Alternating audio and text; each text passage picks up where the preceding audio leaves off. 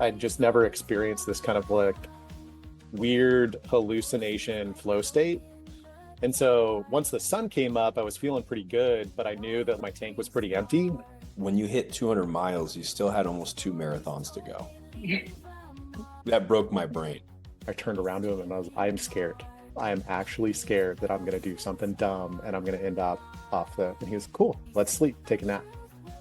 If you think that you know yourself, but you haven't put yourself under duress, how are you going to know? How are you going to respond to something that doesn't go right? Because it's inevitable to some degree, right? I got into CrossFit because I was a struggling addict and alcoholic, and it was fucking hard, and it made me forget about how much I hated my life. It's the only thing I can control in my life. This is all I could control in my life in that moment was how hard I worked out. Forget everything. Exactly. Exactly. Yeah. Including about yourself. Like we're gonna strip everything away. Just let it go. You've nothing to fix, homie. This is just you getting out of your own way. It just took you 240 miles and a year of training to get out of your own way. I know how to fail. I know how to fix things. I know how to start over. I know how to do these things. I don't know how to succeed. I don't know how to be okay. Hey y'all, so excited to have you join this first episode of Curious Connections. This one's going to be a little bit different from what I hope to include through this process, but really excited to get you into what it's to be one of my friends and the types of questions that I've benefited from. And I went and did this really cool thing in 2024 called the Moab 240. And so Chris and Amy are going to hop into some of that experience with me. They've got some questions. And so I'm excited to hear not only what you think and what they think throughout this process, but I was really excited about the conversation and where it took us and what sport has meant to us. And it's so much more than the experience itself and what that looks. So I hope you enjoy this first episode of Curious Connections.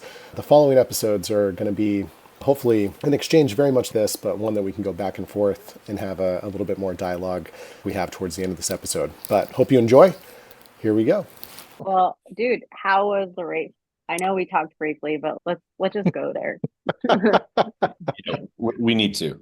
I have many questions. Yeah, I mean, I don't even know where to start, friends, because I'm still wrestling with what was this thing and did I get the most out of it and am I different or am I the same? These are existential. Ego. I know. It's wild. It's wild. I want to start with 6 minutes to go. Yeah, dude.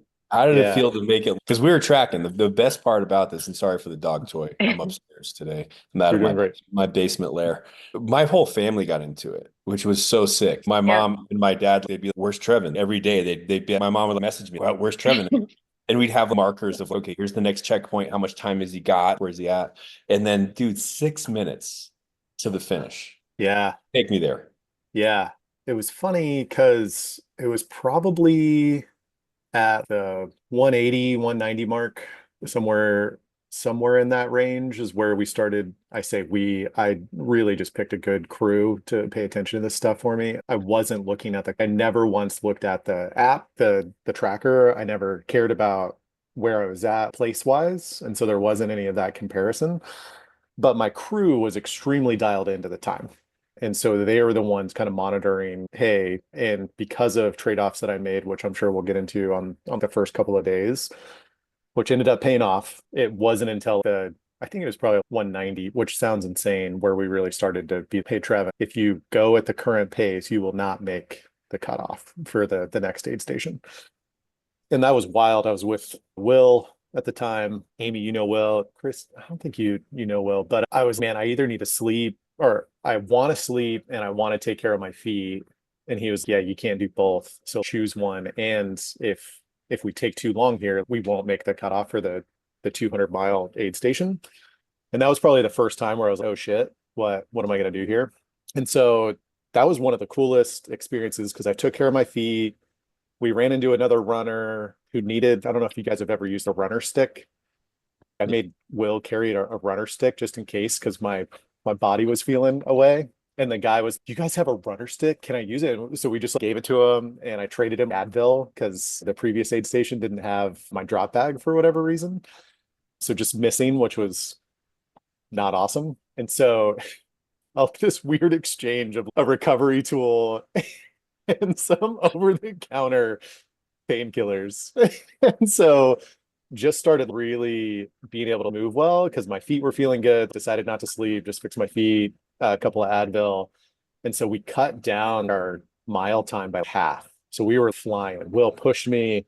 And so we went from not being able to make, potentially not making off the cutoff if we maintained status quo, to coming in with 90 minutes to spare, which was wild. That's also about the time that my neck started to hurt. And so if you watch the videos of the end, you could tell that I was, and so really I think it's band, hip, and then it just kind of worked its way up to my back, all the way up to my neck. And so felt pretty good between 200 and 220.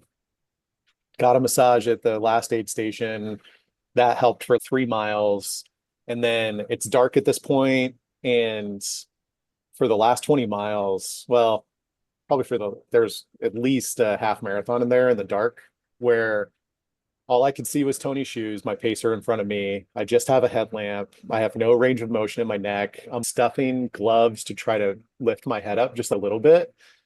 And I'm hallucinating. All the rocks look, they're graffitied. I swear I stopped him. I didn't stop because we couldn't, but it was, are you taking me in circles? Because everything looked so similar. Are you just messing with me at this point?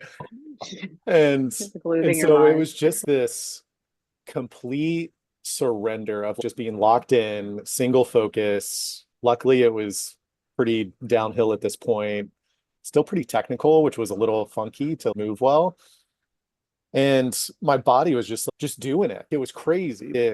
The muscles were holding up, and I'd just never experienced this kind of weird hallucination flow state. And so once the sun came up, I was feeling pretty good, but I knew that my tank was pretty empty. And so by the time that we hit the road, this is a long story to answer your question. There was this surrender to Tony that was just, he was giving me 10th of a mile updates. He was, okay, we got to do this and we're going to move a little bit faster. And I was, you can just tell me every mile. And he was, what? Like, don't you want to finish this thing?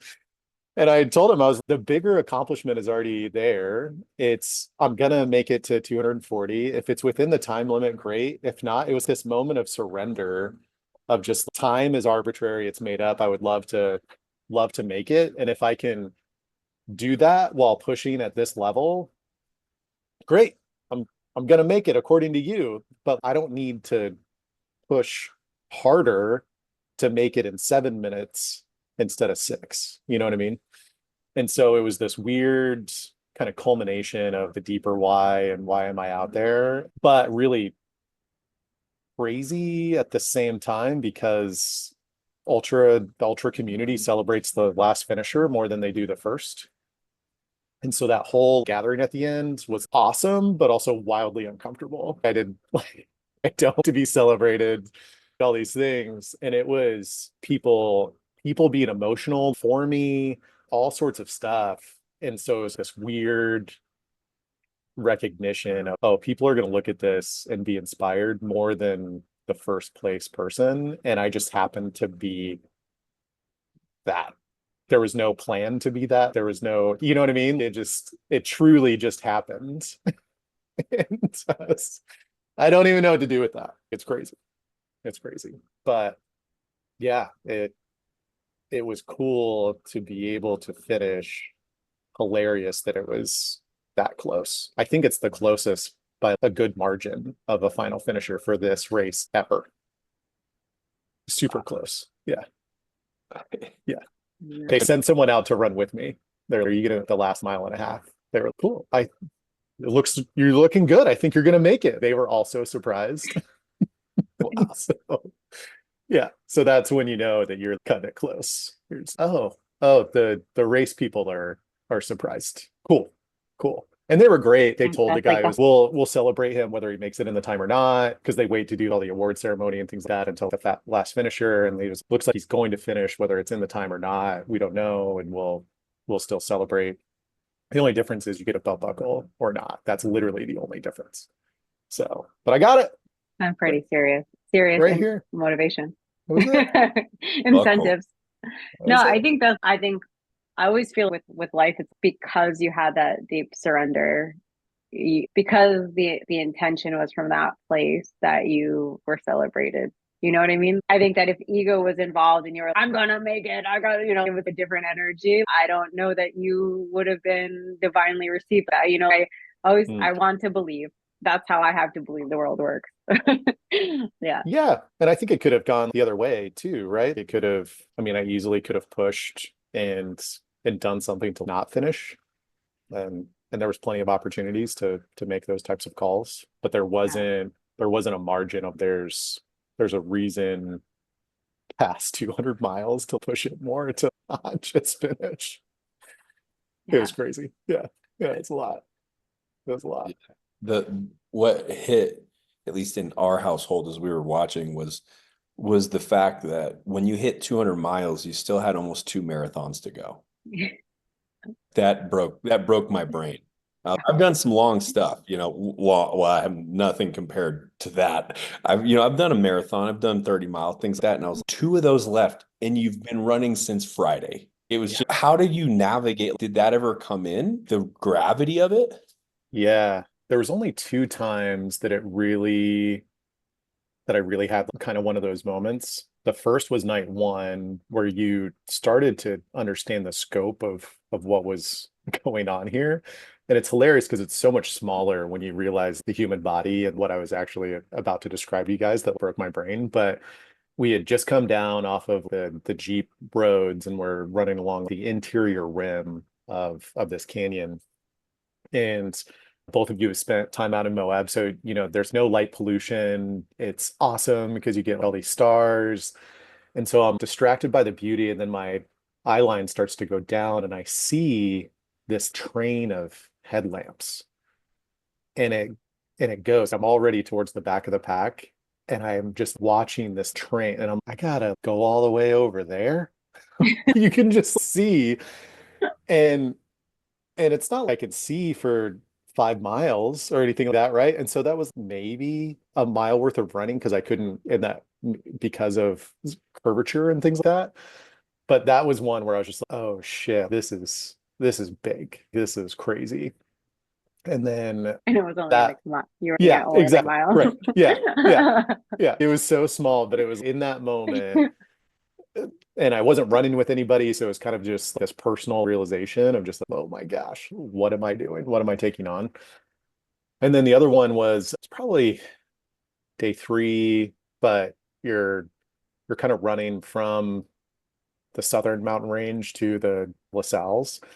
And so you turn this corner on this road and you see the LaSalle's kind of, and you're like, oh my gosh, I gotta run there. I can't even see it. Like it's coming into Denver or driving into Denver or something like that where you're like, can I see the mountains or something? And then you're oh yeah, he gets closer. Yeah, each step you're just oh my gosh. And so there was multiple aid stations before you got to see it take shape and stuff. So that was hard, especially during the day, because you're just I will get there tomorrow. It's that type of scope. But honestly, it was only those two times because it was so remote and so dense that there was really no option. Even if you wanted to quit, you were going to have to walk out. And so it was you got to make it to the next aid station. There wasn't an option. You literally would have to be dying for you not to walk out. It's it's crazy. The amount of legs that you could have gotten support or help was maybe 20 miles out of 240. And so I learned that very quickly. And so it very much turned into movement is the key. You just got to make it to the next aid station. And so the gravity of it never really totally sunk in other than those couple of, okay, this is this is big. But even at mile 200, it wasn't, oh crap, I've got 40 miles. It was I'd already dipped into a well that I just didn't even know existed and a gear that I didn't know existed at that point where I was just like, I don't even know how I'm here. So I'm just going to keep going. It was that type of realization, which I think was what I'm still wrestling with the most is what does that mean moving forward? Because now I know it. And I think that's the big change. And well, what value am I leaving on the table if I don't tap into, not maybe at that level or degree, but knowing that it's there, there's a lot of in between from my natural state to even going deeper into that well. And that hurts a little bit. And I'm trying really hard to have it be forward focused as opposed to what value have I left on the table up until this point.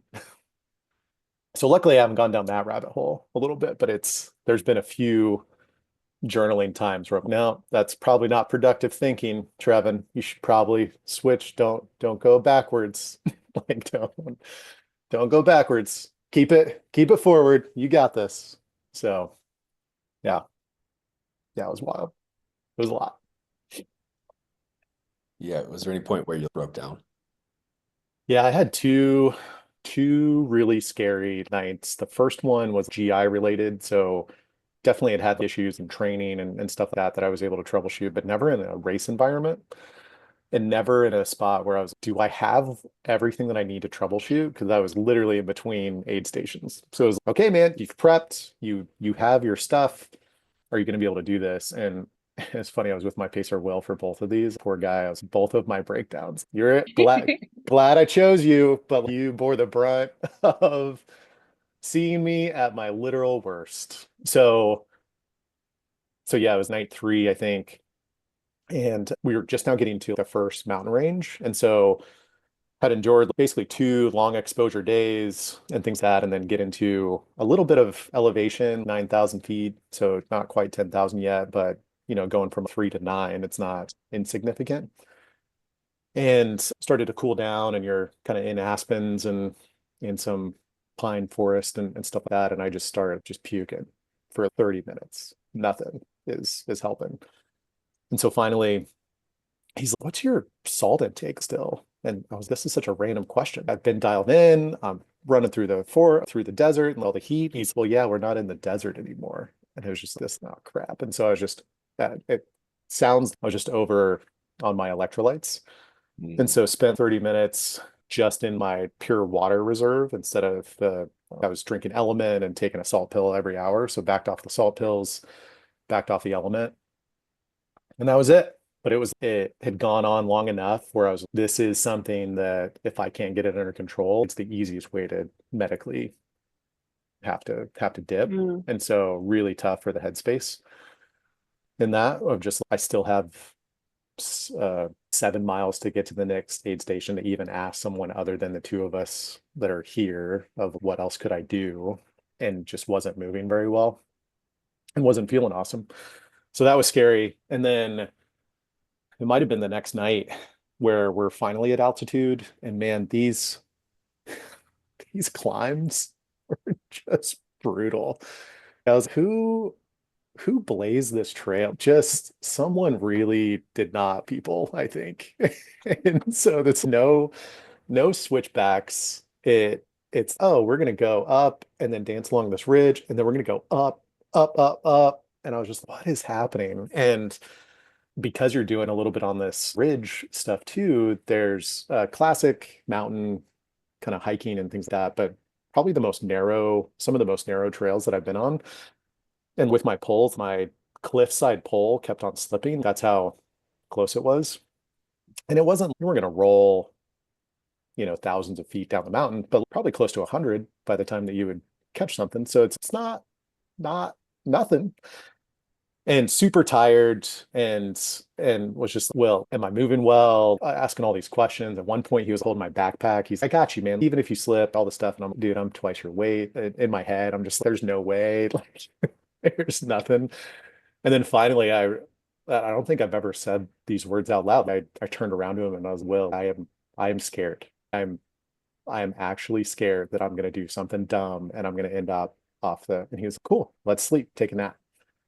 So took a dirt nap, a little reset. I think it was 7 or 10 minutes. That's kind of all that they were giving me at this point. And that was enough of a reset, and got up and got after it. But I got worked up enough to where it was, Will, I actually said the words, I am scared. Like, I love how the nap is the answer, right? For all it's things a baby, in right? life. Yeah. It's You're like, having a bit of a moment. yeah, We're gonna take a little snooze.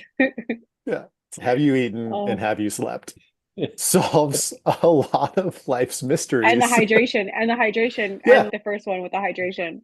And it's interesting too with because element those things have so much magnesium as well. Yeah. So that impacts your GI also. Yeah. Yep.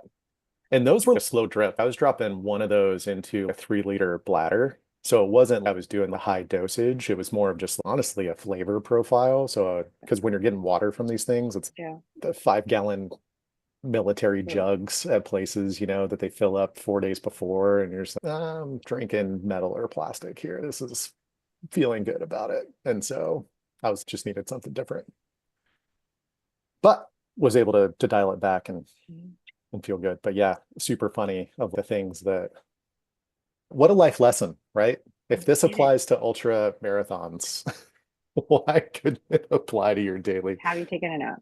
Yeah, yeah. Have you slept? That's Yeah, it. yeah. Uh-huh. Oh, Yeah, really dude, I funny. can't believe you completed it. Me either. I was journaling about it and I felt good about my made up plan. There was such this feeling of accomplishment for all the training. And there's a part of me that is actually, this sounds really shitty and privileged and all this sort of stuff. There's part of me that is a little disappointed that I didn't fail. I literally went in, I thought it was such a possibility. And then being on the other side, I'm just like, well, shit. Now what am I supposed to do? I think that feeds in though to the story too that you have of the self-deprecation or self-doubt that we can or not living at your highest potential is because that level of fear or whatever or not completing. Now you're like, actually I did do it, so I can't really just dip out whenever. Right. Yeah. Out Oh, of I'm all the gonna have to dip crazy, out in a minute. I'm yeah, so get bummed. it. I'd But much rather be here. Yeah. that makes me ask that question, Trevin, and I don't know if you're alluding to this, is just the idea around, and we've talked about this, of chasing the next thing of what's after 240. And I think that takes me to that question of what you were exploring with the intrinsic piece of it, of you explored a well that is far deeper than anything you've ever experienced. And do you feel there's still that draw of, man, the only way I can get to there is through this? I have to do something like this to get there? Or is there that realization that that is your state and your capacity all the time? And the life is in the way of that. That's the only thing. You know what I mean? Yeah. Resonate? That's a excellent question. I'm more curious about what other things can force me to dip into that well. Bye, Amy. We'll see you. Amy. No worries. And because it's one of the quickest questions. People will ask, "Oh, how was it?" And then are you going to do it again? Or what's next? Or whatever, right? Because people already can't wrap their heads around what it was. Yeah. And so they have the question of like they don't know. And I have the same question. There is this I don't know, other than I don't think that 200s are the answer. I don't see myself. And part of this is not wrapped up in my identity. I already struggle with people call me an ultra runner, which sounds Sure. crazy. I get that there's some nuance there. But this is part of the stuff that you and I have talked about where removing labels, right? I don't the label of runner because I fall victim to the mindset of, well, there's a path for that and there's one way to do it and all this sort of stuff. And I'm fighting so hard in so many areas of my life to break those and to just live as Trevin and understand what that means and what that looks. And so I don't know if it was the deeper connection to why I was doing this and the connection to the values that led to this realization of, hey, this is great. I learned so much about myself, mostly in the process, and cool to have very in your face examples going to the well or another gear during the race itself. Really, really cool and grateful for those. But where can I start to transition and use that maybe in not even physical ways? right? That's my question. What does integration look? Because that's my experience with psychedelics or any type of thing in that realm. Mm-hmm. Does it take this to get me to that state? And I think the cool realization, that's why I asked that, is that Yeah, that's you. That well is you. You don't need 240 miles to get there. I think right. that to me, and same thing with psychedelic practice, I don't need ayahuasca. I don't need psilocybin to get me there. It's essentially the vehicle that I needed to get out of my head and into what's actually possible Mm, versus what I think is real and which is the projection of reality, And I think yeah. to have those experiences, getting there in the middle of the night and seeing those things and being able to be, oh my God, this is happening. This is pretty rad. How do we take that and then apply that? And I guess what do the practices look to remind us of, okay, that's real. How do I maybe like questions, how do I tap into that well in this situation? Because you're right, it's not just about physicality when you get there, if you've ever experienced it. It's more about understanding that this state exists permanently inside me. It's just my mental block that gets in the way of accessing it. So it gives purpose to the Yeah. practices you do to stay clear enough to access that all the time. Like, so now that how long has it been since you raced? Yeah, I think I'm sitting at 3 weeks from 3 weeks, right? today was the finish. Yeah. So it's three Um, weeks later. How do you feel just starting to wrap your head around the occurrence that happened? yeah. What do you feel you're trying to integrate the most? And how does that look on a day to day? Yeah. It's funny because you essentially talked about being, right? It's how can you just be? Yeah. And that's getting into some nerdy stuff. Thanks, Maslow, for There you how go. can we just be? And so there's a gift here of having my back kind of still flare up a little bit. It's really not an issue anymore, but for 2 weeks is I wasn't able to just hop back in and get after it a little bit, physically at least. And so there's been this wonderful opportunity to do more mobility, more journal. Just there's been a strong intention moving away from this, which I think a lot of people don't allow themselves to. And I don't think I would have if I didn't have the back issue. I think I would have already been running again or doing whatever, right? Like you fall back into really cool habits, right? And part of it is I don't want to lose this fitness. I built a machine. I don't necessarily need to maintain it to go do that same thing again, but I don't want to lose what's the next transition. It would have been easy to fall into, oh, what does that mean physicality wise? And so I think some of it just comes back into I want to capture it. And the more I've been able to journal over the last 3 weeks, I think that's a practice where it's just, am I my thoughts? Am I my emotions? And there was just time after time in ultra running where it's just, okay, you just got to start. And your mind and your body is just, what are you doing? You've got blisters on your feet. You're hot. And it takes a mile or two to dust that off. And then you're, oh my gosh, we're actually okay. What does that look? And what a life lesson. Ooh. But it's funny because I've also been able to do some cold and things like that because those are low impact, right? It's as soon as I felt like I could get myself in and out of my cold plunge, I was like, all right, let's go. And again, it's I don't need necessarily that, but I think cold is a great example of getting yourself into the well, literally, right? It takes a push mentally through a physical state or stimulus, and you are in control Mm. if you let it be, right? Yeah, yeah, yeah. And then it is such a low dose, right? We're talking about 3 to 5 minutes. And if you do it longer, you're doing it wrong. But it's that after that initial shock to just be, I Yeah. think cold is one of the greatest examples that I could give to people of tapping into that well. And and it's not the same as what I experienced in Moab, but it as far as something that you could do daily for low cost, I think journaling and cold are probably something that I never want to stop Mm. on a regular basis because of what I experienced.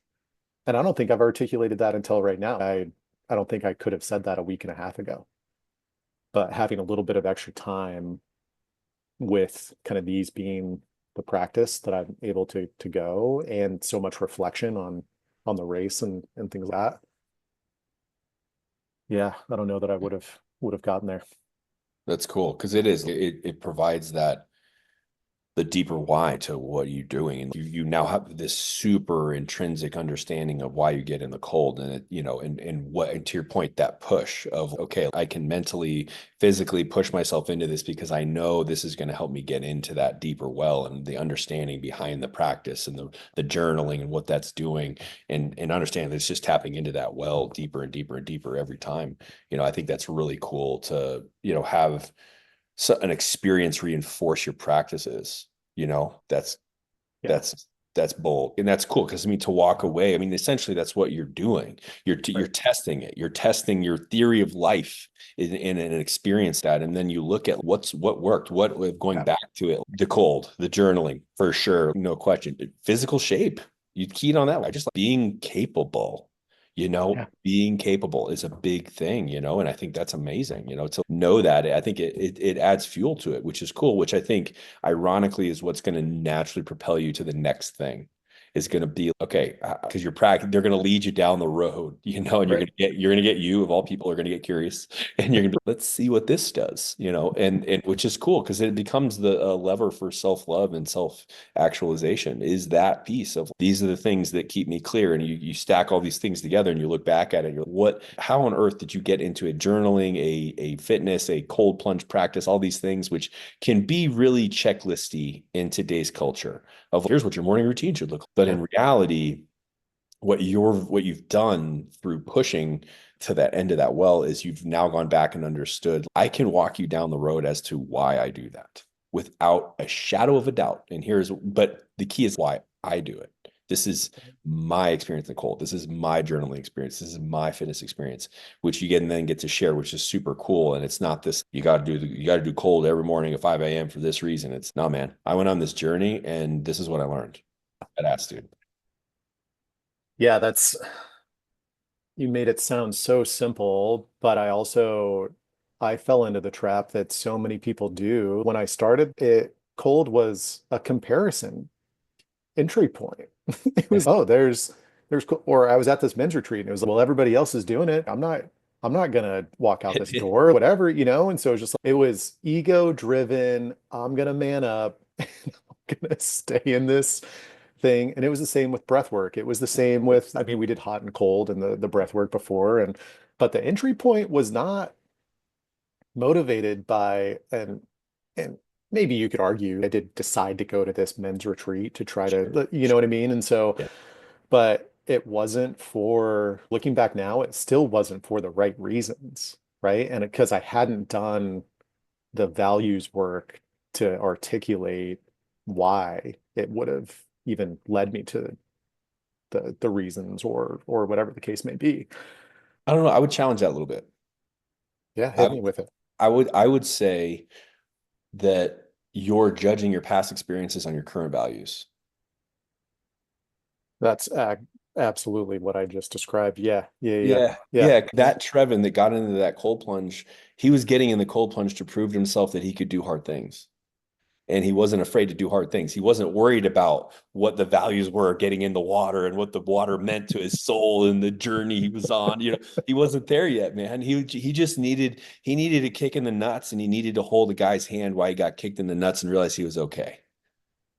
Yeah. And that's what that Trevon needed. And I think we do that too often. Is I speak from experience of Mm, how I got into CrossFit. I can speak to CrossFit now, elegant philosopher, which is great. I got into CrossFit because I was a struggling addict and alcoholic, and it was fucking hard, and it made me forget about how much I hated my life. Like, yeah. bottom line. Technique didn't matter. None of the beautiful things I speak of now mattered. It was these people hard shit. I hard shit. Let's do hard shit because I don't want to think about anything else right now. It's the only thing I can control in my life. This is all Hmm. I could control in my life in that moment was how hard I worked out. Yeah. And in the same, you could control get if you wanted to get in that water. You were going through a time in your life where well, I'm getting in the water and I'm choosing hard. But Yep. then now I think what you bring up is what we talk about is practice. is understanding that this isn't just the tool. This isn't just the water, just isn't just a knife. It becomes a Swiss Army knife the longer you practice with it. You understand the nuances of it. You understand how to adapt to it and with it to utilize it for the tool that it's become.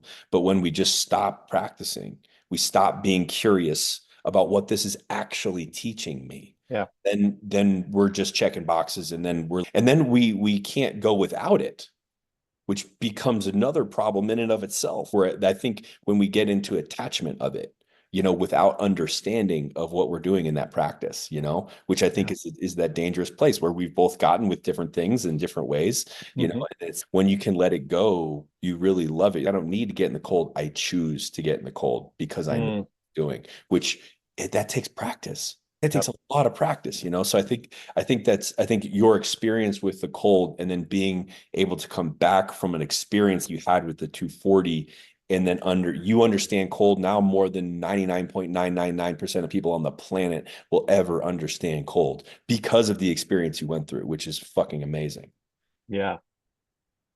Yeah, I mean, that was incredible. And I think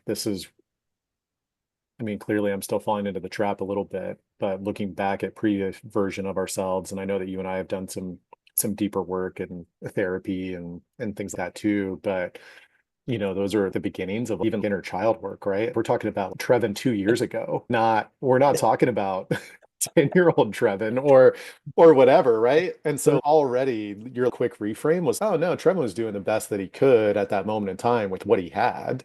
Yep. And that was a beautiful, beautiful stop. I appreciate you for Yeah, for bringing that yeah. up into my face and You with needed. that so beautifully. I did. Yeah. But it's also, this is where I think you and I are in a similar place. I can't imagine doing it differently moving forward. The gift of some clarity with values that are, and I learned this from you, where I hold close, but also loosely, right? They can evolve and they can change. And and that's why it's not just one, right? It's values and things like that, right? It's Yes. what can help you navigate because life and you change, which is beautiful, but leading a values driven life over the last year to 18 months that I chose. It wasn't it wasn't something that was given to me. It wasn't based on what my parents said. It wasn't based on church. It wasn't based on anything from a community or a label or anything like that. And I can't imagine going back to that. That scares me more than anything else That's in bold. in this. And it's crazy because it wasn't easy and it sounds so woo-woo. And it's also things that we haphazardly throw out all the time. Businesses talk about values and all those other things that I said. Your school that has value that you came up with. There's probably values at the gym that you go to. Yeah. You Yeah. know what I mean? Yeah. And so we are able to think about these things almost externally and we see the value in it, for lack of a better term. But have we done the work for ourselves to even know why that might connect us to that thing or whatever, right? And I think that's where we start to lose ourselves is, oh, we just adopt something that might be directionally correct, right, for that moment in time, but can get out of hand really quickly if Yeah. you if you don't have the awareness, right? I mean, you summed that up beautifully because that's really what it is it's so easy to get off track doing the right thing, you know? Right. Cool. It's right, but is that right for you? Yeah. And it's that concept of what's right for you is right for everybody, because it's if you're operating on what's right for Amy or me or something like that, you may be going in the right direction, but man, if that doesn't align with your values, man, that Yeah. like, I mean, it's so fast. It's so easy though. It's so easy to get off track. That's where that awareness piece comes in. So I think you keyed on that. It's so clutch, and that's what's hard is there's no absolutes. It's truly that kind of that from Buddhism, that middle way, the gray, that we want it to be so black and white. These are the values that are going to get you where you want to go. Where do you want to go? you get to pick, you know, which Yeah. is incredible freedom, but also incredible fear comes from that, you know. So it's having the willingness to set up your values and be, these are the choices I'm making based on what I think is right for me, and here's the path I'm going to take. And man, there's not a better description of living life fully. I think that's what it is. It's, I'm going to choose do this.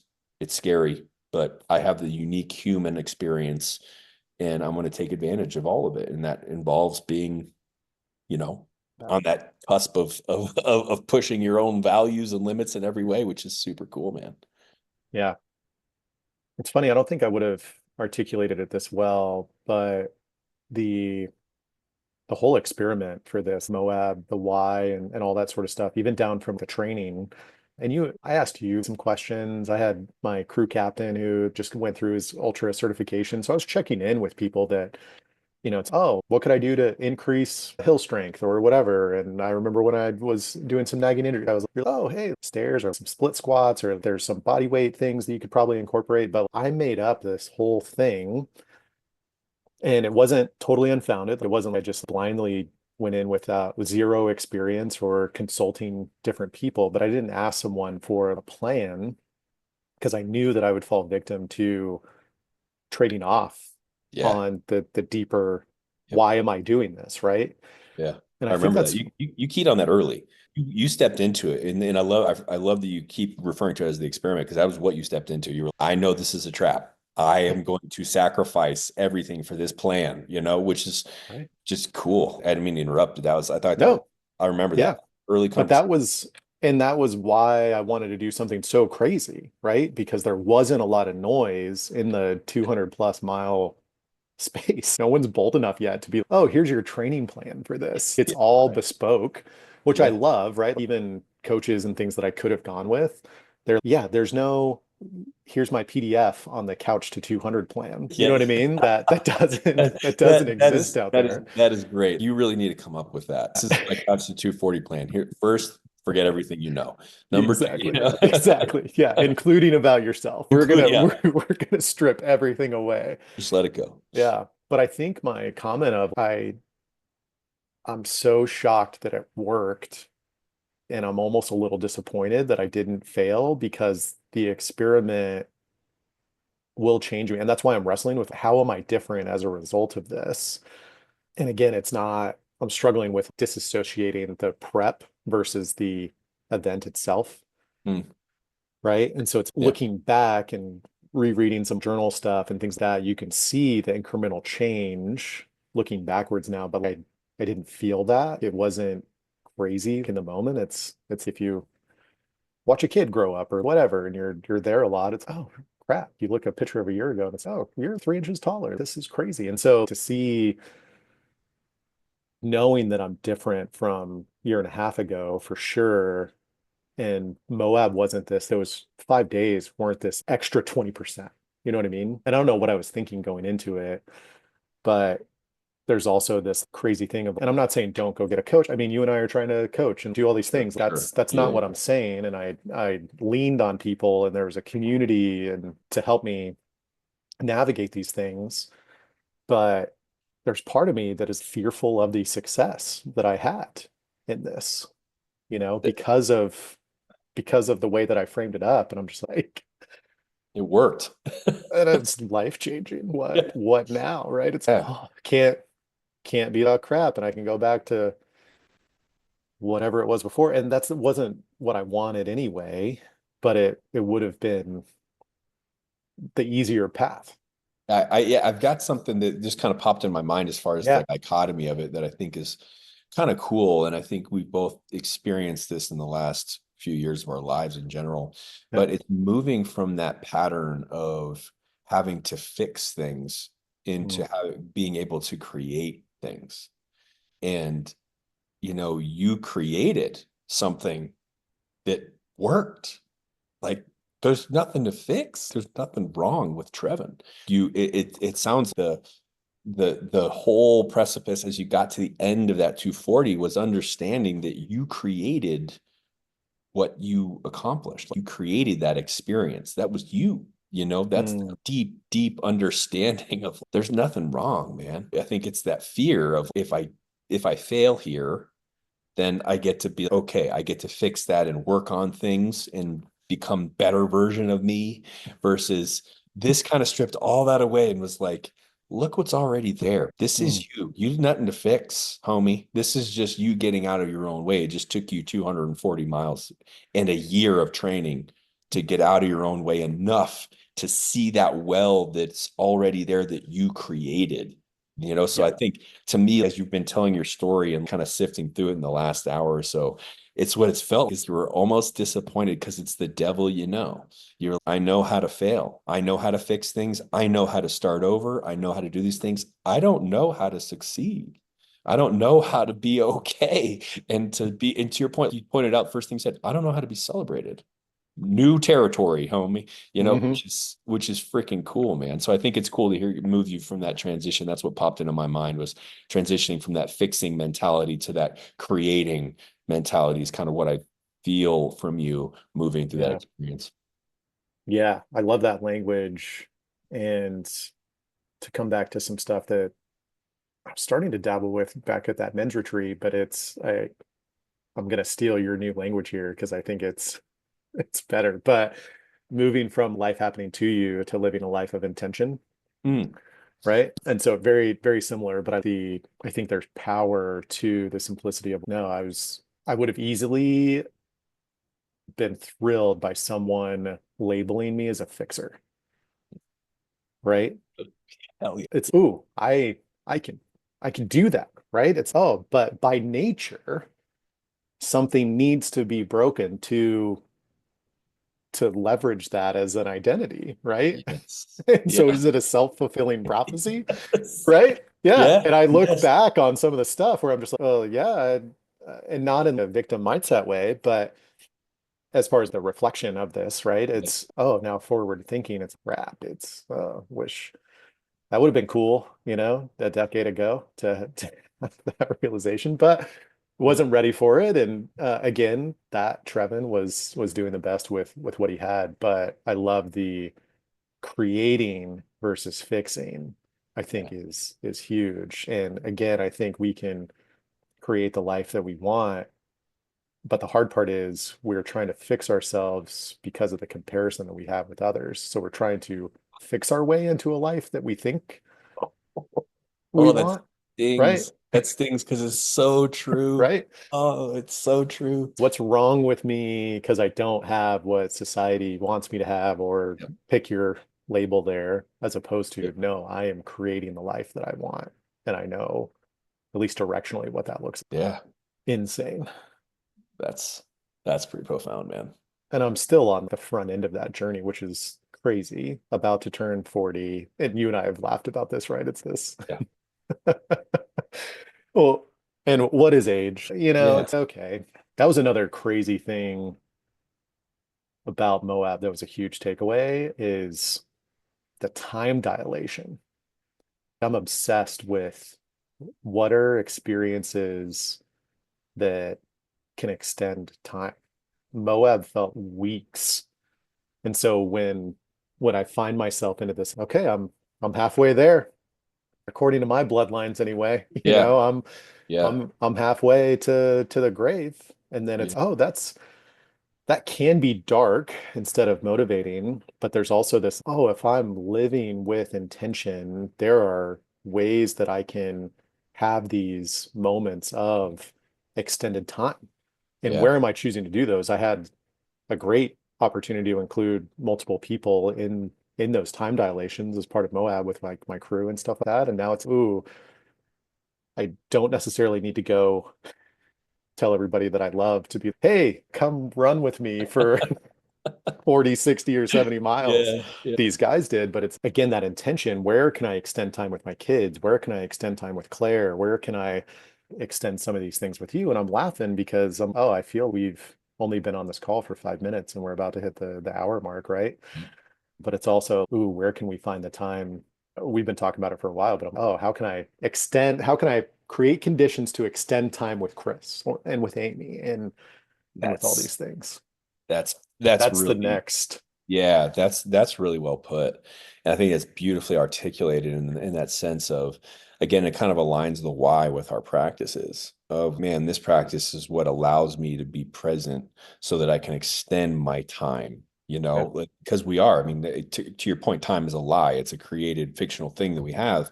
And if we experience more things in that state, then we get an infinite lifetime. It expands, and Mhm. which is so beautiful. That's such a really cool and a really cool way to think about it, but it motivates it differently. That hits way differently than, you said, I'm halfway there based on my bloodline. I'm in the same boat, I got to live out my days, it's no, how do we make this time longer? Not, I guess, at the same time, extending our lifespan per se through vitality, but also what am I Yeah. doing with that time to extend it? There's more than one way to extend time. And I think getting out of the head and into the heart is the second component to that, which you just described, which is really beautiful, man. That's Yeah. cool. That's Yeah. cool. Yeah. It was a fun realization. And it even comes back to the practice. How many times have you felt time shorten or feel forever in the cold? Oh, yeah. And I love that it changes, Yeah. Yeah. right? Some Takes days, time. yeah, it's that 3 minutes felt forever. I had to work. And Yeah. sometimes I'm, oh crap, I could stay in here for 30. Sounds great. Yeah.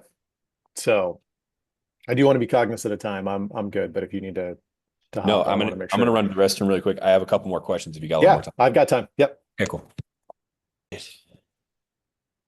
All good.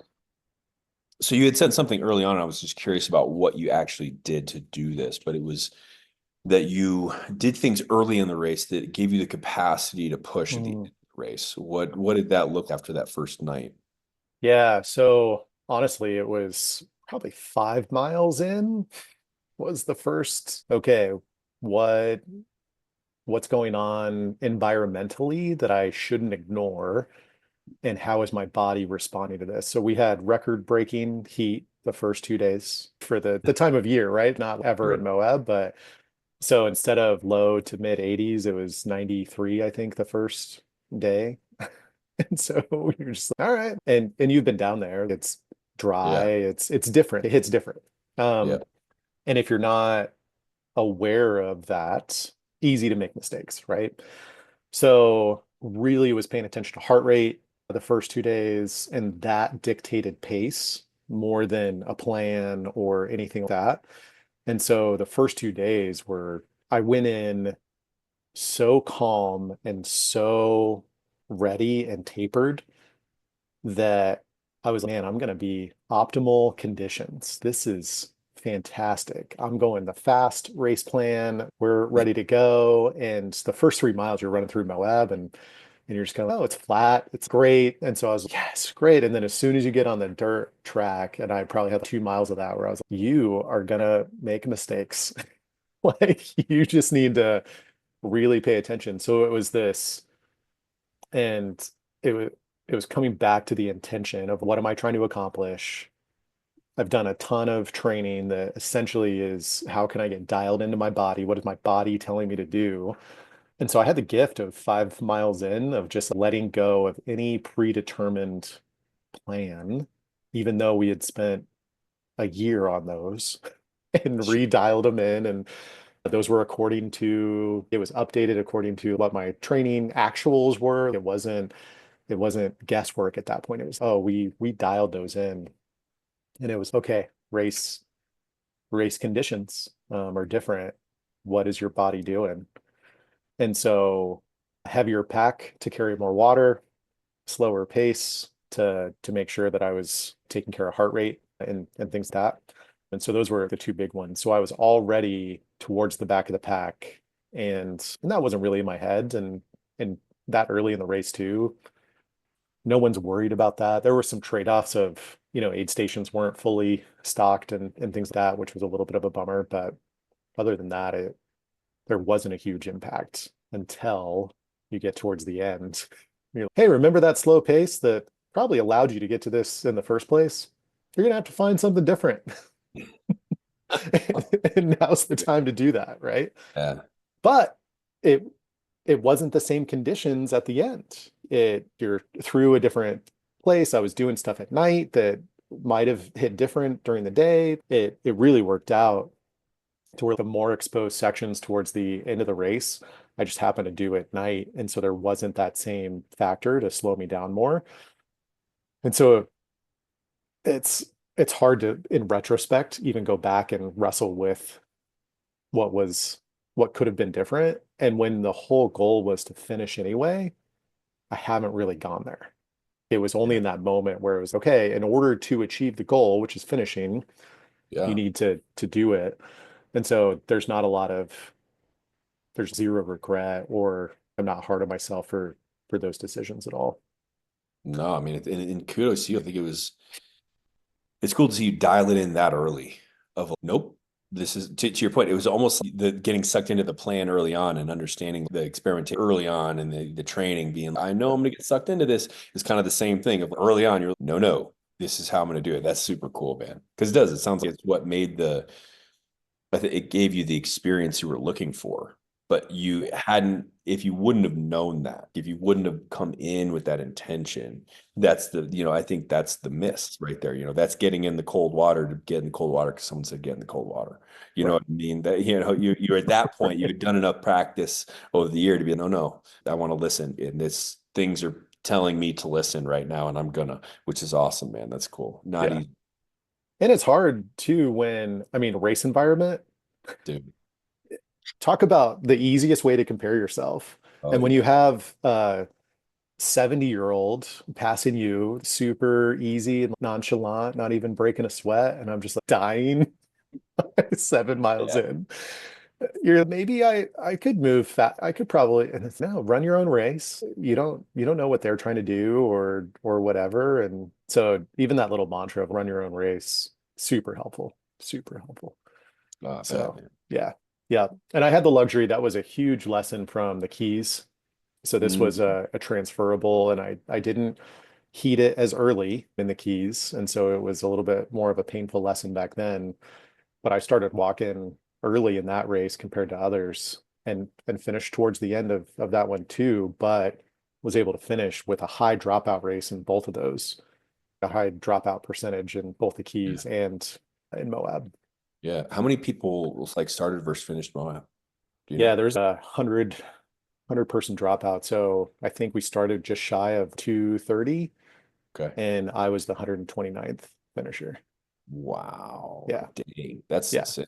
yeah. So not insignificant at all as far as that goes. Yeah. And I Um, think that provides cool validity to your plan. Okay, you knew going in, you're like, okay, this is the only way I'm going to make it, mhm. and I think that's awesome. Yeah. And it's funny now, based on our conversation that we just had a few minutes ago, of I was the plan, right? Yeah. Yeah.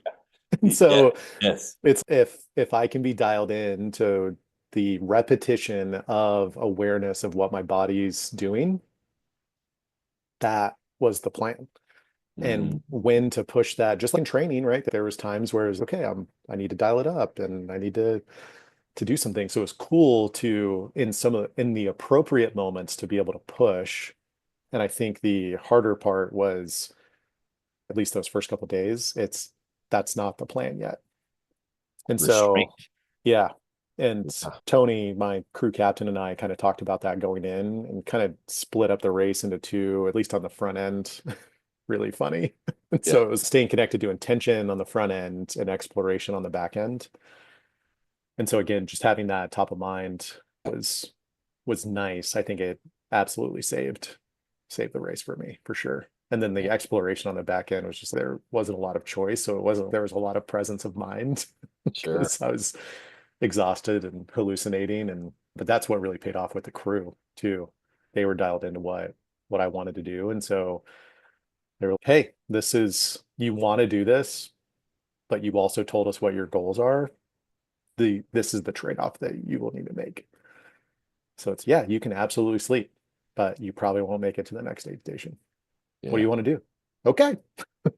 Cool. And we're off. Let's keep moving. Or being dialed in at one time, whereas even with options, it's what is going to optimize head and body space. It's okay if I'm not thinking about every step that I'm taking because it's painful and I can manage some blisters here for 15 minutes. That will pay off probably way longer than a 10-minute nap.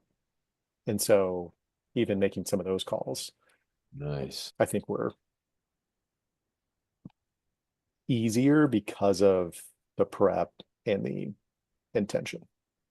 Yeah. Oh, for sure. Because you Yeah. knew what to say yes to, you know, because it's easy to be, oh, well, yeah, I want to do all those things. But you're okay, to your point. I think knowing your intentions and communicating them, I think is the key, you know, which is great, which is hard to let someone know this is what they are. And then having a crew that's going to be, hey, here's your choices. It's still your choice. However, if you want to get where you want to go, this is that you're going to have to choose. And then being able to make that choice based on the intention behind each piece. It's so many layers of why, man. That's really cool. And I think Right. it gives you the clarity in that moment of absolute pressure, because I mean that's all it Yeah. was. It's just pressure in one way or another, and to be able to choose where you wanted to go based on that intention, man, Yeah. the work pays off, man. Yeah. And the other realization that I just had as you were talking about that is because of that communication, never once did they phrase anything in through the lens of I would let them down, right? Mm, Because I was already in my head of, okay, these guys are paying for their own tickets and they're taking multiple days away from their family and off of work and all this sort of stuff for what? For me yeah, to go do this random thing.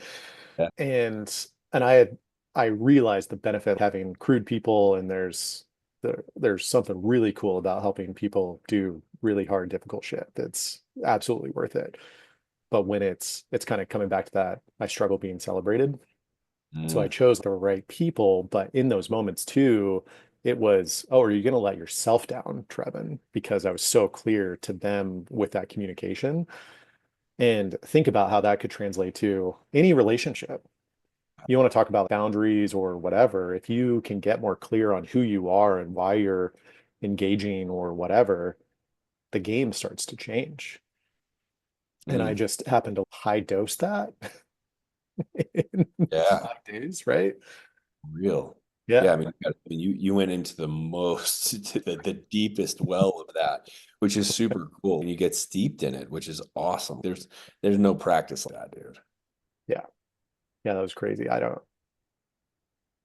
think I might have thought about that in the moment, but again, this is the benefit of talking out loud with some of Yeah. these reflections is that's a cool insight because not once were they, it was never about them.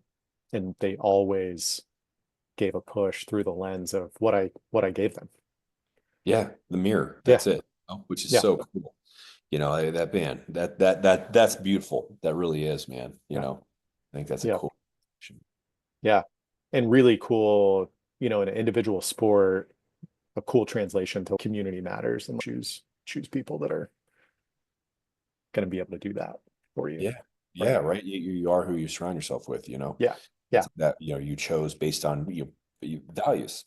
Yet Right. again, okay, that we value these things, and then that allowed the communication to be there, that support to be there, and the vulnerability to be there, Yep. because all those things are help each other kind of come to the surface, which is just so cool and creates that kind of Yeah. alchemy that Oh, creates that situation where you get to dive into that well. Didn't happen on accident.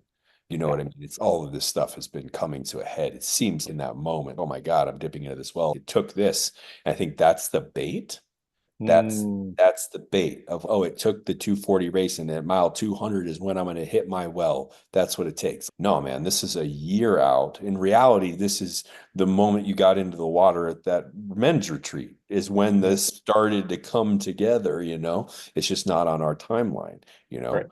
And it's now it took all of that to have that beautiful moment of alchemy where it all came together and you saw a version of you that we see, you know, you saw it, and it was Right. just that's the magic. Oh, I felt so uncomfortable as you just said that. You know, I was like, he's not gonna celebration right now, No, but it is like no. that's what it is. Yeah. You know, you take down Oof. the veil and you can actually look in the mirror for the first time, Yeah. and we see that guy all the time, you know, which is why Mm, we hang out with you, but which is why the guys were willing to go run through Moab with you. We see this person and it's all right. I think that's part of the human condition and something that we get as humans when we help somebody. I don't think we Mm, understand that that's what we're doing. That's what holding space is. And that's what support is giving them the opportunity to see themselves for who they really are, how we see them. I can't do anything. I can't show you Trevon, right. but if we can support you when you're on your journey of getting in the water and then doing these things and making these plans and stuff, that you get to that moment, then it's, oh, he sees him. Oh, cool, man. He saw it. So cool. And then, you can never forget that. You have a glimpse now of something that most people don't get to see, and that's who they really are. Yeah. I love to hate that. I Right. love to help be that for other people. I hate everything that you just said for me. And the work continues. And the work continues. Yeah. Yeah. Absolutely. Oh man. So Yeah, beautiful. that was a great question. Yeah, man. Yeah.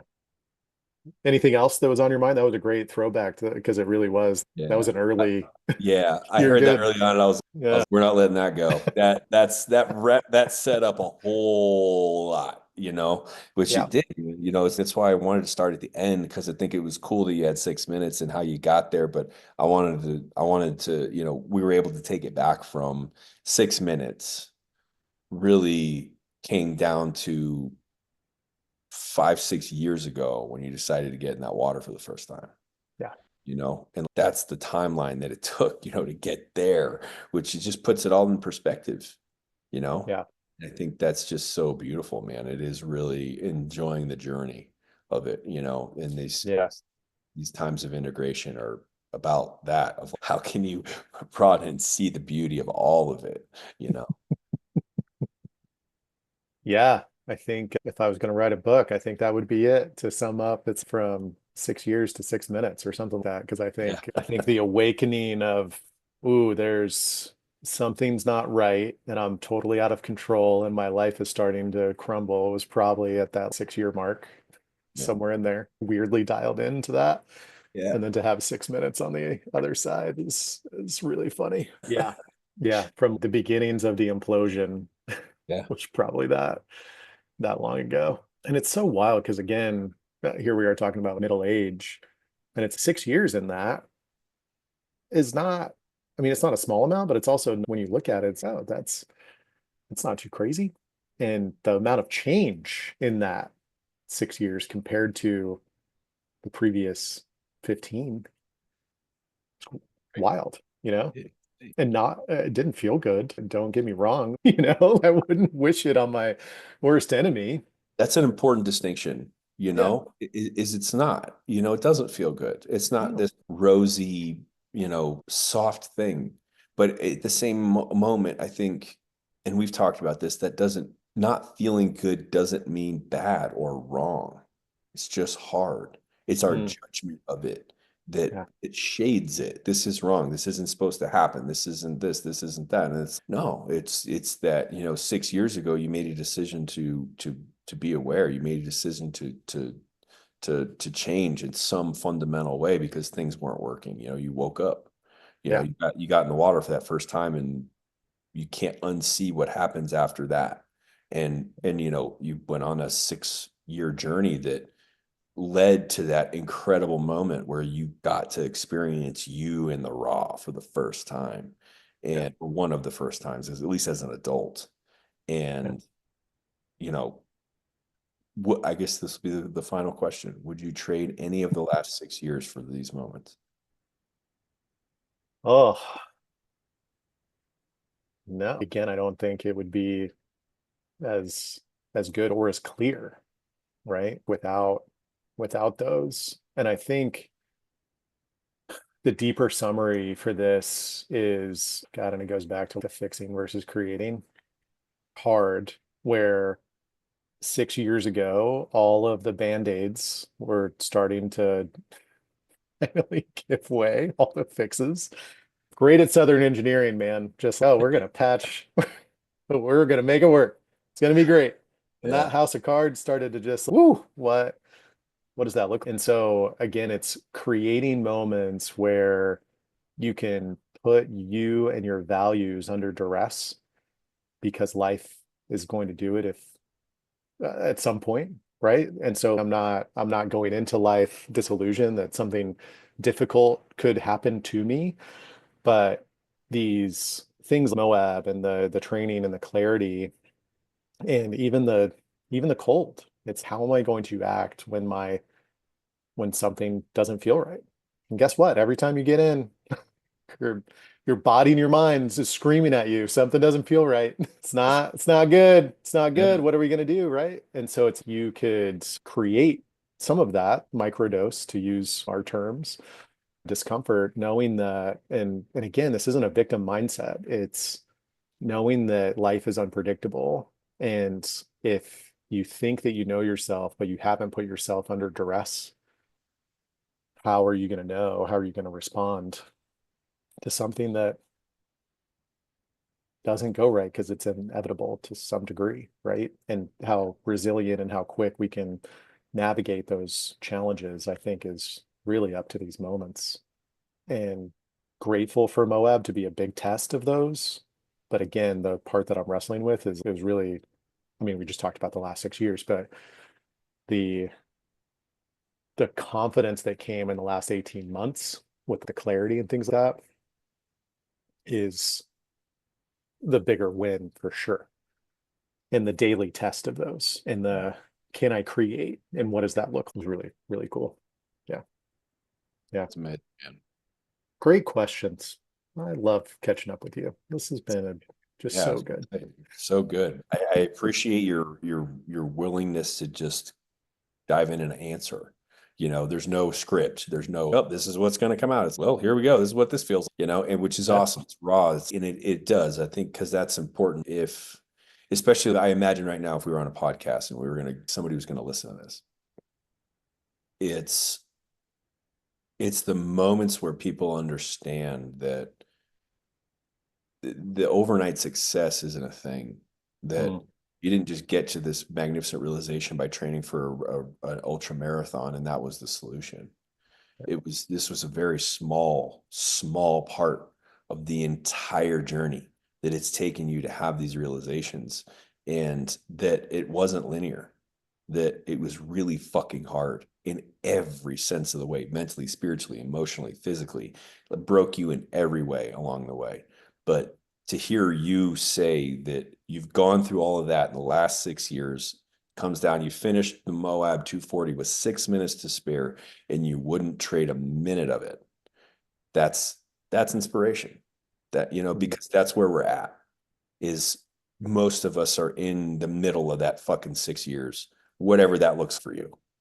Whether it's, wherever you're at in your life, there's a 6 year period that we're all sitting in at some point where we're climbing our mountain and the summit's not in sight. You said you can see in the distance, I've got to run there. Oh shit. And it's when you hear somebody yourself walk through that and make it to the other side, that's you reaching back and putting out your hand and saying, dude, you got this. Just keep fucking walking. You said it's all about keeping moving. Get to the next aid station, bro. And that's what it is. It's the next conversation with a friend. It's the next podcast. It's the next thing that's okay. Yeah. That's my next aid station. I can make it there. I got to make it. I don't have to make it the full 6 years. I can make it to the next aid station, man. Yeah. Which is legit, man. It's pretty cool to hear you talk about your story. Yeah. Well, thanks again. You always have this wonderful way of making me feel super uncomfortable and with things that I need to hear. So I appreciate you so much. So much. Yeah. Yeah. So I'm on my way to believing. I really am. That's So it. Yes, that's all we can be. That needs to be a shirt for Curious Pursuits. On the way to believing, because that's the truth right there. I'm on the way to believe. That's it. I'm in the same boat, man. I'm there. You say some cool things about me, I'm on the way to believing that. All right, I'm writing it down. So let it Do be it. written. So let it be memorialized in a shirt. That's it. It's happening. I'll rock it for sure. Oh man. Well, very cool. Well, we need to do another one of these soon because I appreciate you both giving me time to talk about this big thing, but would love to hear what's going on with you and what the mix up things are. And so I was so happy to hear that it was hard to schedule these calls. I'm always, ooh, I want more time, but I'm excited that there's not a ton of time. Yeah, it's good, right? It's good Yeah, stuff. especially with the growth that I know that you've had. You're not filling it with craziness or things that aren't good for you, Yeah, craziness, right? yeah, value alignment things, man. Exactly. Which is hard, but we're here. Yeah. Yeah. So we'll get that in the book soon, and I'll share some of this stuff. And maybe this turns into the first one. I don't know. Dude, yeah, Maybe I this was gonna is the say, I'm first. so it even felt better having it recorded because it was all right. This is an opportunity, I said, to reach out a hand. We get to share a resource. Who Yep. cares what we do with it? I don't really care, Yeah. but we have it. It's cool. We Yep. can, if one person listening to some dumb shit we ramble about helps and they're, oh my God, that makes sense. Like, win, dude. If my Yeah. my trials and tribulations can help you curve off, turn a decade into a day, let's go. Mm. So true. So true.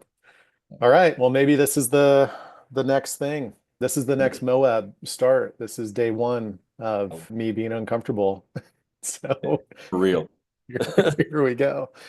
Cool, man. I appreciate you, and Always. we'll talk soon, man.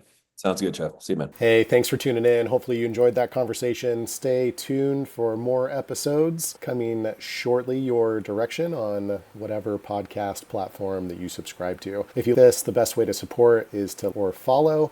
So would really appreciate that, or leave a review, and looking forward to the next time.